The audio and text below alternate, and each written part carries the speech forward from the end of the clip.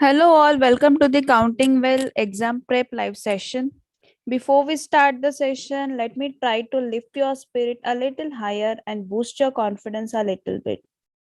Let us see, why do you have to study? There should be some reasons to study now and not later. You should study because you deserve better. You should study because this is all you ever wanted. You should study to be a business leader. You should study to prove the haters wrong. You should study to be a better person in life and business. Now go and do this.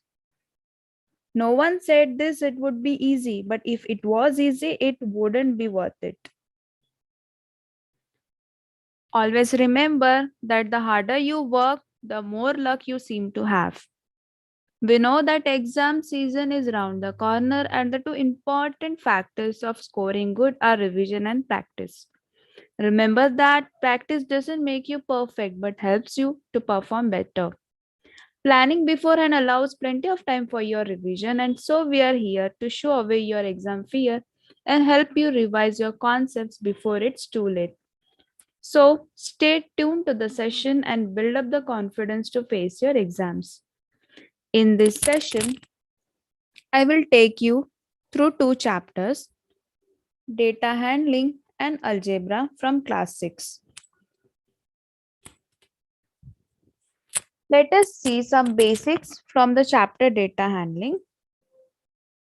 Let us see what is data. Data is nothing but facts, numbers, words, measurements, observations, or just description of things. For example, data can be marks obtained by 10 children. It can be weights of a certain set of people or heights of certain set of people. Data can be favorite fruits of certain set of people and so on.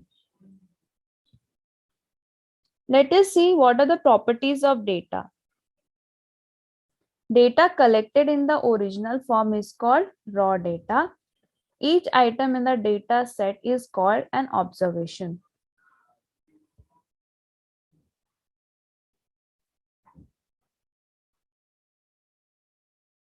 Let us see some of the factors that we use in this chapter, data handling. One is tally marks. So tally marks are nothing but hash marks that is used to keep the count of things. It is a quick way of keeping track of numbers in group of 5. So tally marks uses hash marks, or tally marks are nothing but hash marks which helps you to keep a track of the number of observations using groups of 5. So tally mark of 1 is represented like as shown here. Tally mark for 2 is represented by 2 vertical lines. Tally mark for 3 is represented as like this. For 4 it is like this, and for 5 we draw 4 vertical lines and then we cross it from extreme left above to extreme down to the right. So for 6 we have group of 5 denoted by this, and then we have one more hash mark, then group of 5, then 2 hash marks, group of 5 and 3 hash marks for 8, group of 5 and 9 hash marks for, and 4 hash marks for 9, and for 10 we have group of 2 5s. Let us see how to draw a tally marks table. To draw a tally mark table, you have to follow 2 steps as shown here. First is you should make a table with 2 columns. First should be of category and second should be tally marks. Then second step is to count each observation simultaneously in the data and simultaneously place the tally marks. Now let us see what are pictographs. So pictograph is nothing but representation of data through images or pictures of objects. So it is always better to represent any data through images. That helps us quickly grasp the data and interpret it. For example, we have here a pictogram as shown here. So number of books sold in a week, the data for this is shown by a pictograph. Note that number of books sold in a week is called title, and one book representing four books. The figure of or the diagram or the symbol used for book represents four books, which is called the scale or key for that pictograph. Now here the data is given according to the days of week. So Monday, Tuesday, Wednesday, Thursday, and Friday. Here we know one book represents four books. So we have 1, 2, 3, 4, 5. There are 5 symbols of book here. So there are 5 into 4 means 20 books. For Tuesday, you can see there are 3 symbols of book or 3 book symbols. So we have 5 fours are 3 fours are 12. Then we have for Wednesday 1, 2, 3, 4, 5, 6, 7 book symbols. So we have 7 fours are 28 books. For Thursday, we have 1, 2, 3, 4, 4 fours are 16 books for Thursday. And for Friday, we have 8 books. So these are the respective books sold in a week for the days Monday, Tuesday, Wednesday, Thursday, and Friday. To draw a pictograph for the given data set, we follow the steps below. Step 1 is to choose a picture or symbol to represent the given data. For the case shown here, the picture or symbol used is a book because the data is given for books. Next, we choose a appropriate scale. Appropriate scale means here we have chosen symbol representation equal to 4 books because it depends upon the given data. If you have data in multiples of 4, or it is convenient to take 4 books for one symbol, then you can choose this scale. Next, we have to draw the pictograph. So for suppose there are 12 books for Tuesday and we know one symbol represents 4 books. So we will draw 3 books here. For example, we have 8 books sold for Friday, then we will draw 2 symbols here.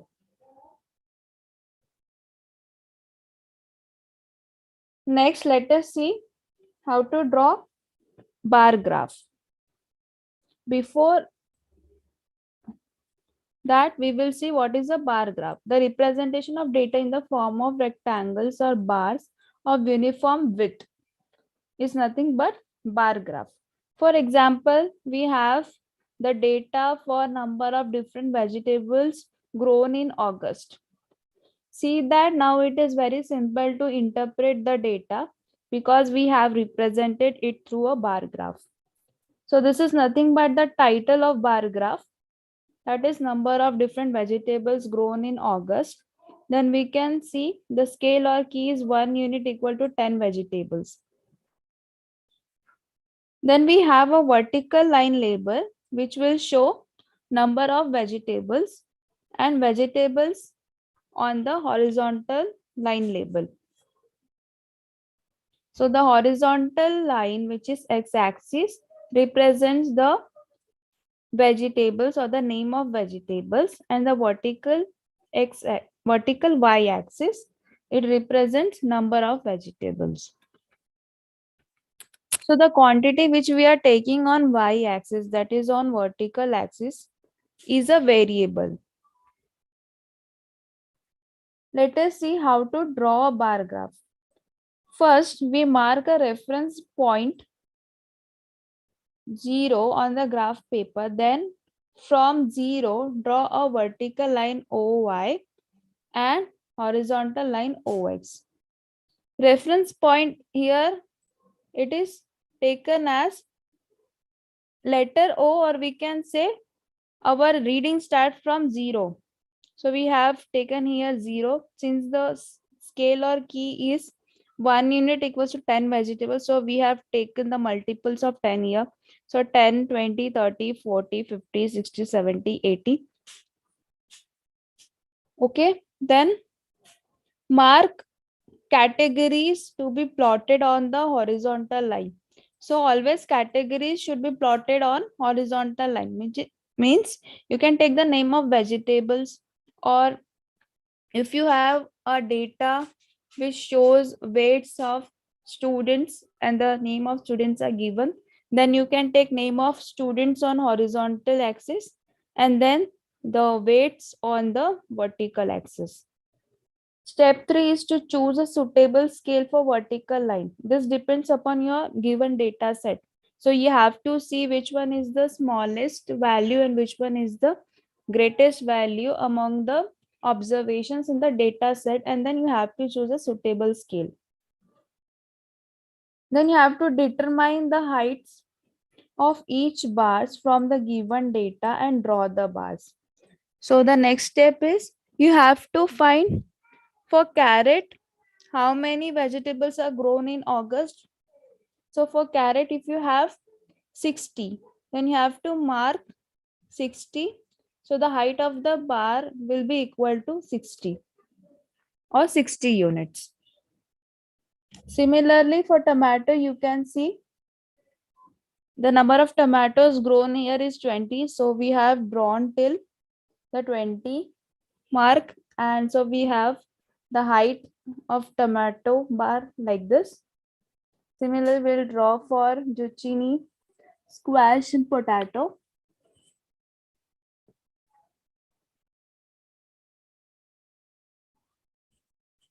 Let us see from the chapter algebra some basics.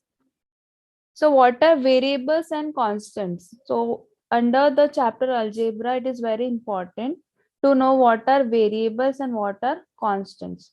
Variables are nothing but any letter which can take different values. So variables are always represented by letters, and that letters usually we take as small letters like small a, small b, small c, small x, y, z, etc. And note that variable always takes different values. So whenever you are given an expression and you are asked to find or you are asked to solve that equation, in that case we are finding the value of that variable involved in the equation. So if you have x plus 2 equal to 3, then x is a variable. So you have to find the value of x which satisfies that particular equation. Hence, they can take different values depending upon the situation or depending upon the equation in which they are put. Constants are nothing but having fixed value. So as I said, x plus 2 equal to 3. In this equation, we have two constants, 2 and 3.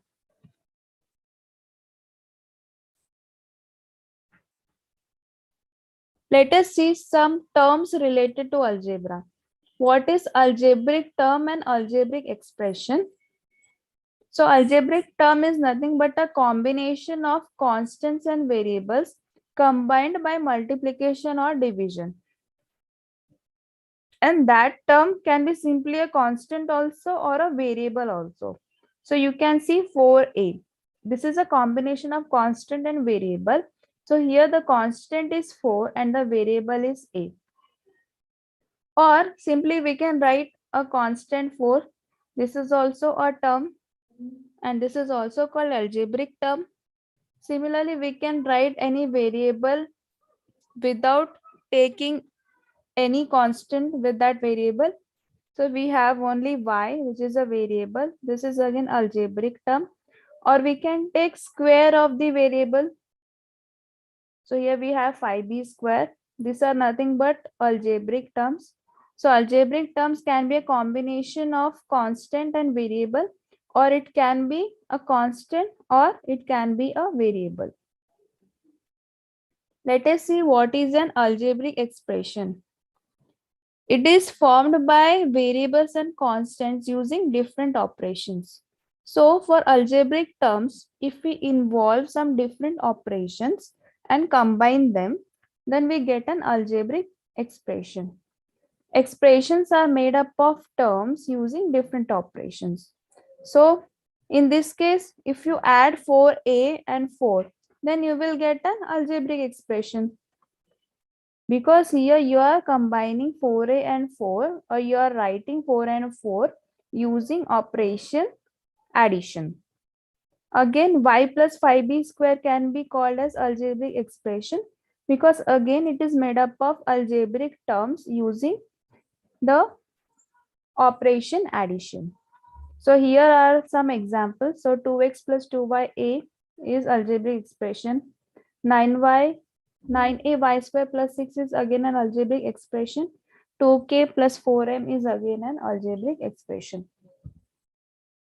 Note that here in the term 2x, we have 2 as constant, x as variable. In the algebraic term 2ya, we have two constant, y and a variables. In the algebraic term 9ay square, we have 9 as constant and ay square as variables. 6 as constant. For 9ay square plus 6, a and y are variables. For 2k plus 4m, we have k and m as variables, where 2 and 4 are constants. Let us see how to form algebraic expression from statement and vice versa.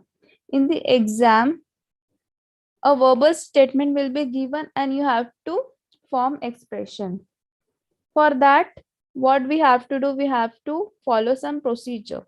We have to first identify the unknown quantity in the statement and represent it with a variable.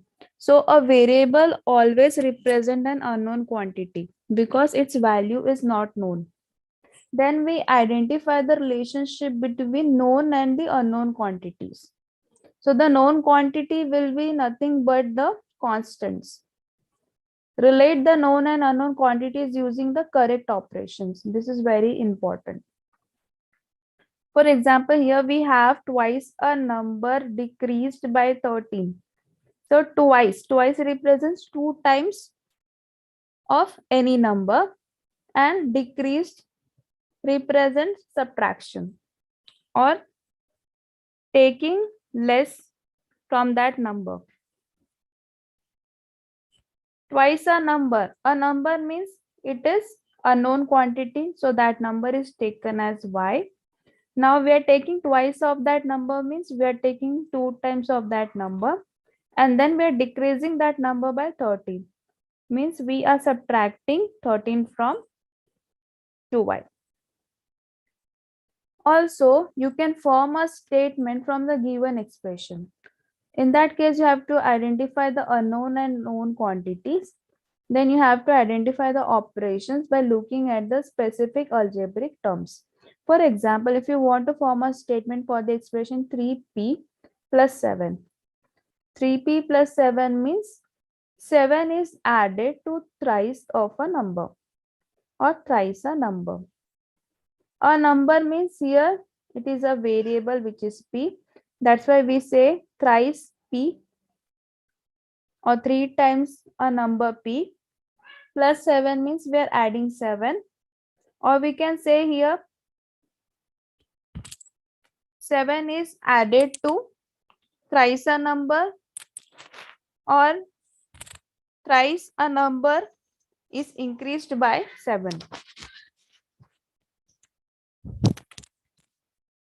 Let us see what is an algebraic equation. An equation is a statement of an equality containing one or more variable. We can involve constants also. So we have 2x plus 3 equals to 5 as an algebraic equation. Now, let me tell you what is the difference between algebraic equation and algebraic expression. Algebraic expression does not involve equality sign or the equal to sign. Whereas algebraic equation, the name itself says, it involves equal to sign.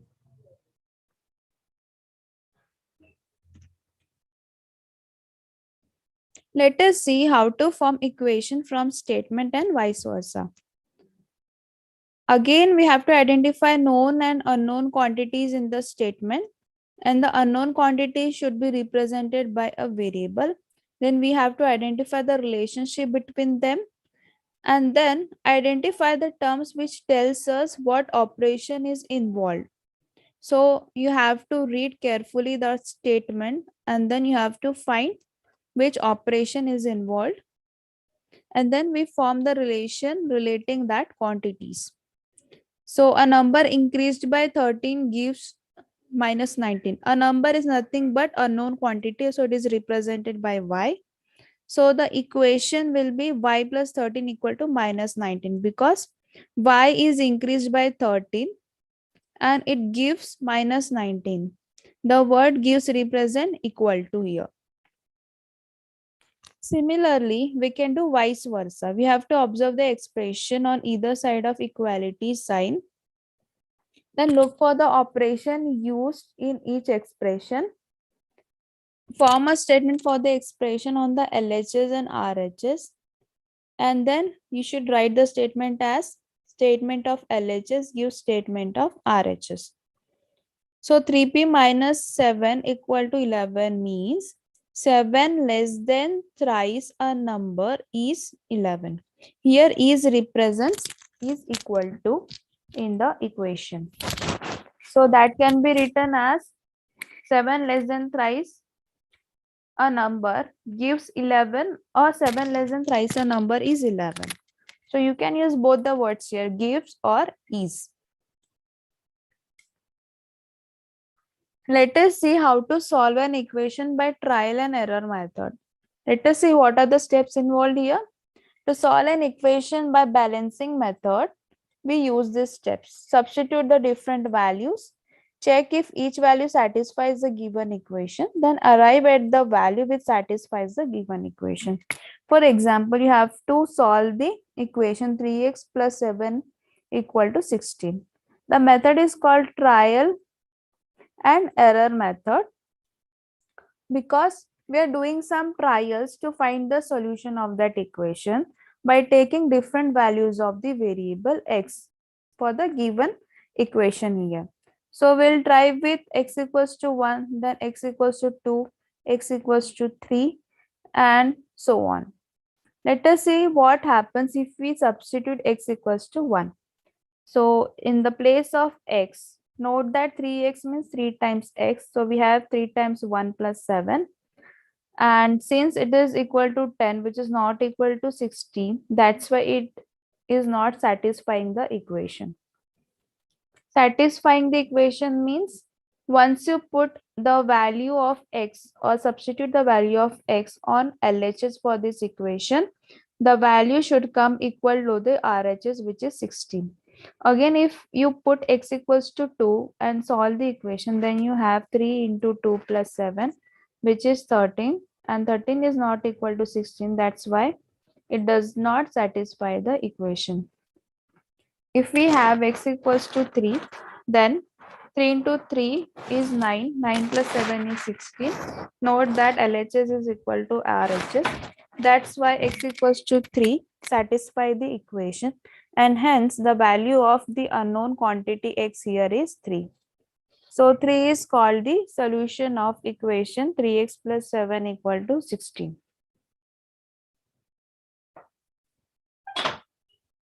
Let us see some tricks involved for these two chapters. Let us see some tricks for the chapter data handling. While drawing a tally marks table, you should remember these points. After drawing a tally marks table, you should add all the tally marks and check whether the sum is equal to the number of observations. For example, here the data shows the heights of 14 girls. So once you put on or draw all the tally marks, then you have to calculate or take the sum of tally marks and check whether it is equal to 14 for this data. So let us see. Okay, we have heights 145, 137, 135, 130. Tally mark for 145 is 5. Tally mark for 137 is 2. Tally marks for 135 is 2. Tally mark for 130 is 3. So by looking at tally marks column, you can say how many girls have that particular height. So 5 girls have height 145, 2 girls have height 137, 2 girls have height 135, and 3 girls have 130. Now you will take the sum of these numbers. The sum of tally marks here is 12, but the number of observations is 14. In this case, we need to recheck the frequencies of all the numbers. Means checking frequency means how many times that observation occurs in the given data. So how many times 145 occurs in given data? Let us see. 145, 145, 145, 145, 145. So here 145 occurs 5 times. So this is correct. Let us check for 137. 137, 137. 2 times. Correct. Let us check for 135.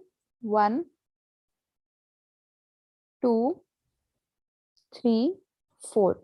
But here we have put only 2 hash marks. But it should be 4. So this is wrong. We should have here 1, 2, 3, 4. Let us see for 130. We have 1, 2, 3. So this is correct. So here we have done mistake. That is while counting the number of times 135 occurs in the given set. Let us see what are some tips to draw pictograph. Always use sharp and dark pencil while drawing a pictograph. Then you have to choose a scale or key so that there are no more than 10 to 12 symbols. Okay, if there are many symbols, then it will not look convenient to interpret the data. Always choose a symbol that matches the content of the graph. So if the given data, for example, is given for the number of books sold, then the symbol used should be of a book so that there is no confusion between the content of the data set on the symbol. And if you have given the number of vegetables sold for a given month, then again you have to use a symbol which shows some vegetables. Now to draw a pictograph for people who attended a particular event, we need to use the symbol of a face or a person, not the symbol of pencil, house or any other object is what the tip. For example, as I said, the number of books sold in a week. For the number of books, we have drawn the symbol of book. Let us see some tips to read a pictograph. So while reading a pictograph, you should always check the scale of the graph. That is how much one unit represents. This is very important. You have to first check the scale, or we can say the key of the graph. That means in this case,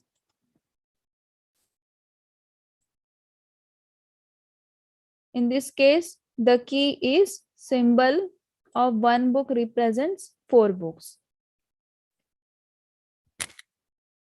Then based on the scale, calculate the actual frequency. And then you should calculate the actual frequency of category. You must multiply the height of the bar and the scale of the bar. For example, we can see one more example here. So taking the same example, we have one symbol represent 4 books. So for Monday, we have 6 symbols. So we have 4 into 6, which is 24 books, which are sold in the week. Let us see some tips to read a bar graph. While reading a bar graph, always check the scale first. Then we calculate the actual frequency by multiplying the height of the bar and scale of the bar. So for the vegetables shown here, the number of vegetables grown in August. As we know, 1 unit shows 10 vegetables. So 1 unit represents 10 vegetables. Number of carrots sold in August is 60. So in this way, you have to read a bar graph.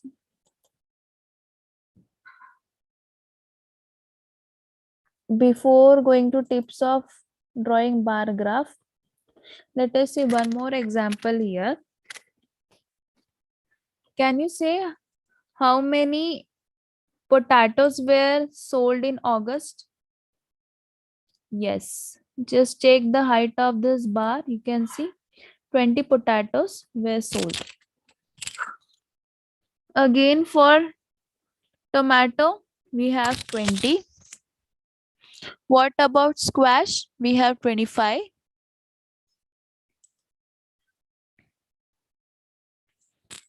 Okay, there are some tips to draw a bar graph as well. Always use a sharp and dark pencil. You should choose appropriate scale such that height of bar should fit in the graph paper. The height should not go beyond the paper. Check whether you need to draw horizontal bar graph or vertical bar graph.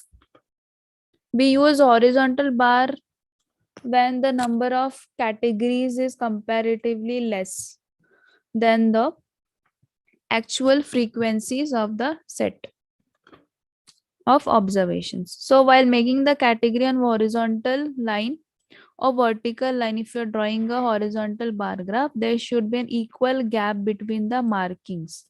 So the gap should be even. The height of the bar should match the frequency of the category. We know the height of the bar represents the frequency of the category.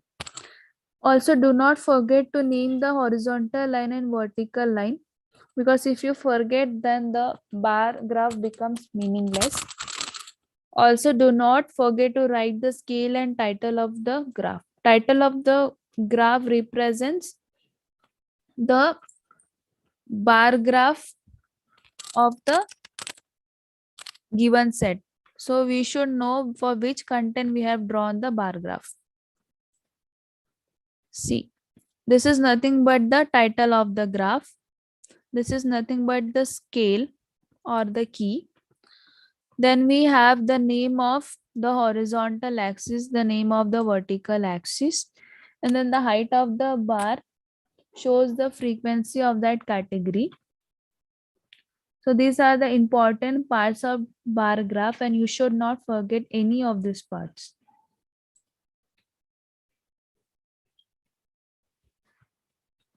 Now the trick is to remember these while you identify algebraic expressions and algebraic equations. So already I have told what is the difference between expression and equation for algebraic terms, involving algebraic terms.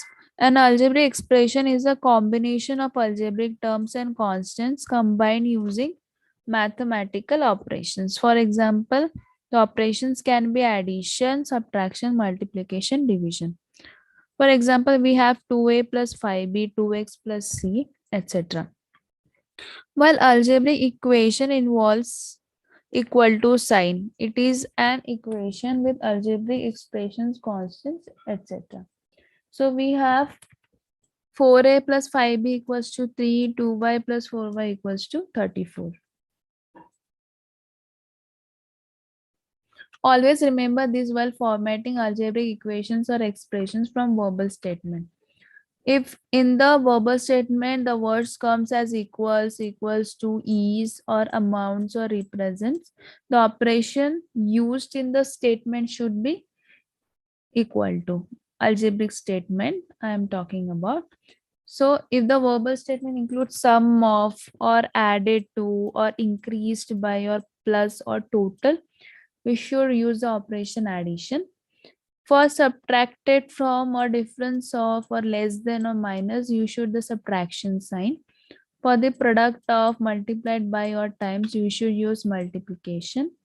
For the quotient of or divided by or over, you should use division.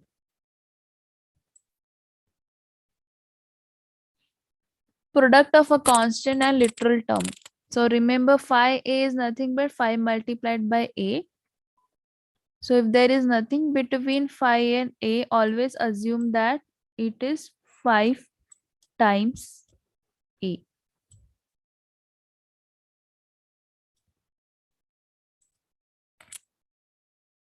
Let us see what are some common mistakes that students do. For data handling, we have some common mistakes that children usually do. You should look at the key or scale of the graph to get the actual data. While reading the pictograph, so let us see the pictograph here. The key or scale of the graph helps us to get the actual idea. So here one bulb represents, or the one symbol of bulb represents two bulbs.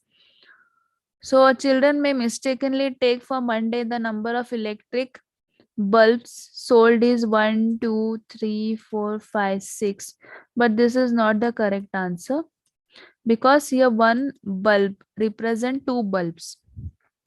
Okay, the symbol of one bulb is representing two bulbs. So we multiply 6 by 2 and we get 12.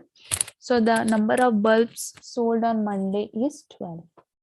Similarly, for Wednesday, if you see, there are four symbols of bulb. So we have 4 twos are 8. So there are 8 bulbs sold in Wednesday.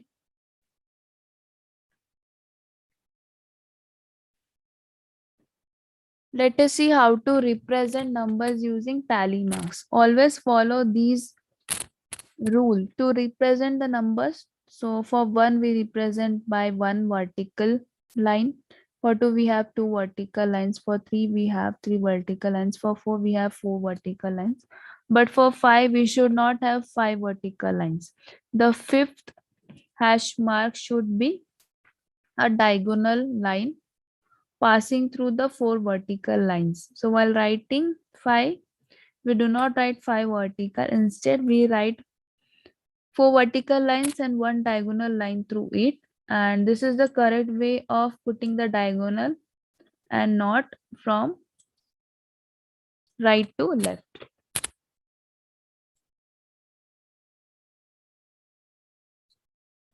Let us see for the chapter algebra, identifying the unknown quantity properly. So in a given situation, we can have quantities which are known and quantities which are unknown. So it is very important to properly identify which one is unknown quantity, and you should always represent that unknown quantity with a letter or a variable. And that letter should be small letters. Consider the statement the sum of a number and 18. Here 18 is constant, but a number, we don't know that number, so it is a variable. Okay, so to express this statement in mathematical form, since the unknown quantity here is a number, we represent this by a small letter x. The number 18 is known. So remember, when numerical values in a statement are always fixed and they are constant. So the above statement can be represented mathematically as x plus 18. Always remember, known quantity represents a fixed value. It need not represent with a variable, while unknown quantity is always represented by a variable.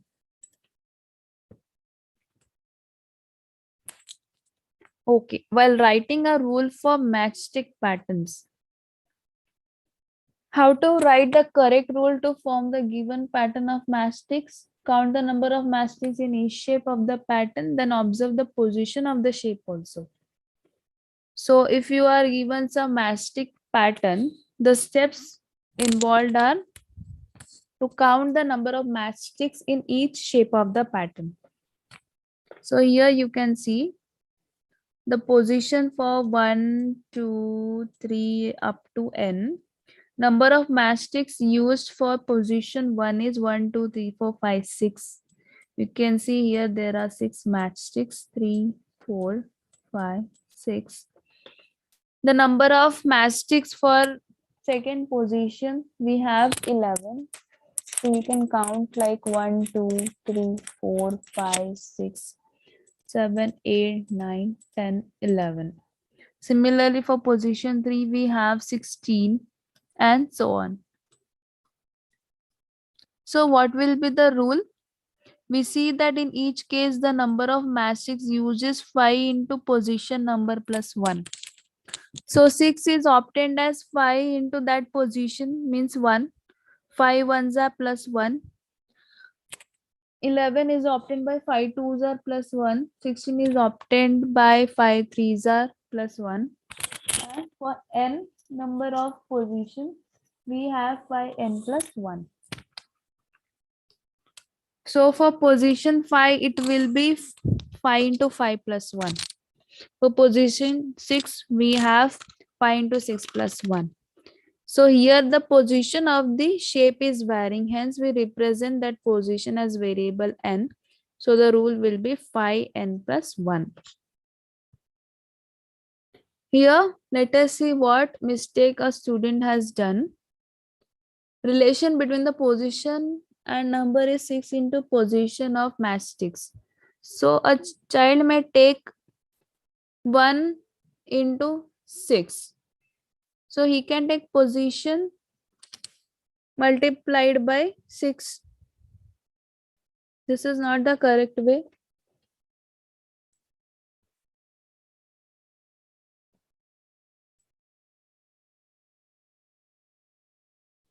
Let us see, for forming an algebraic expression for a given statement, what mistakes can a child do? To form an algebraic expression from a given statement, we have to identify the unknown quantity represented by a variable, identify constant or fixed quantity. Then we identify the operation involved and relate the known and unknown quantities. We should take care of the operation. So let us consider a statement: twice a number added to 12. Twice a number means 2 multiplied with that number, correct? And added to means addition. So we have 2p plus 12. So twice a number added to 12 is the correct way. 2p plus 12. So added to represents addition. We should not take minus. Twice should not be ignored, and you cannot write p plus 12. Twice is not same as taking addition. It is always multiplying that number by 2.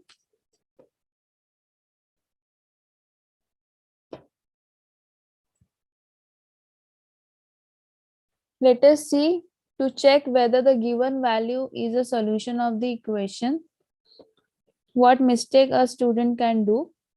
To check whether a given value is solution, observe the equation carefully for the variable. So you should not ignore any variable in the equation.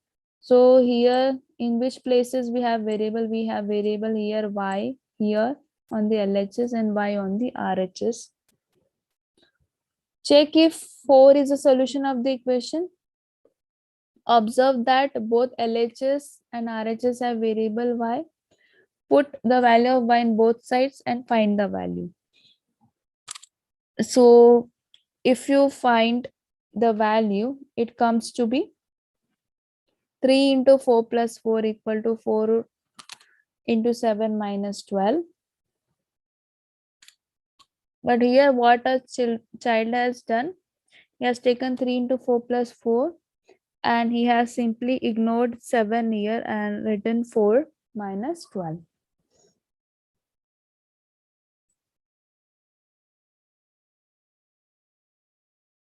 Let us see some exam tips involved for these two chapters. First is you should practice a variety of questions from NCERT textbooks, exemplar, other textbooks, previous year question papers.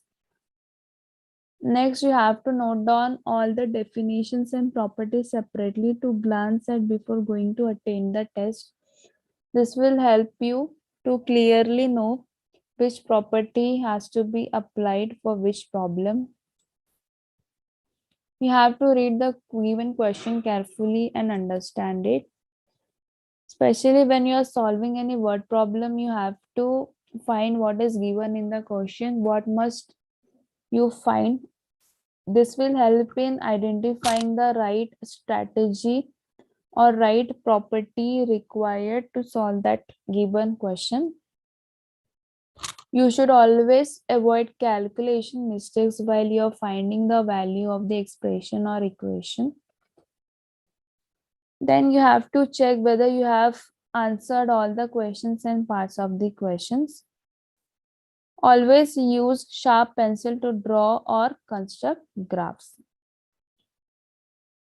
I hope this session was helpful, and if you want to quickly revise the concepts, practice some extra sums and also take a quick test, Counting Well exam prep kit is here. Counting Well exam prep kit lets you quickly glance through the major concepts of your chapter. You can also glance through solved examples, practice questions, and chapter assessments. You will understand the tips and tricks, also the common errors that you can make, etc. Over 75,000 students trust Counting Well for their maths learning. And even without the exam prep kit, they can learn every day on the app by diving deep into every chapter.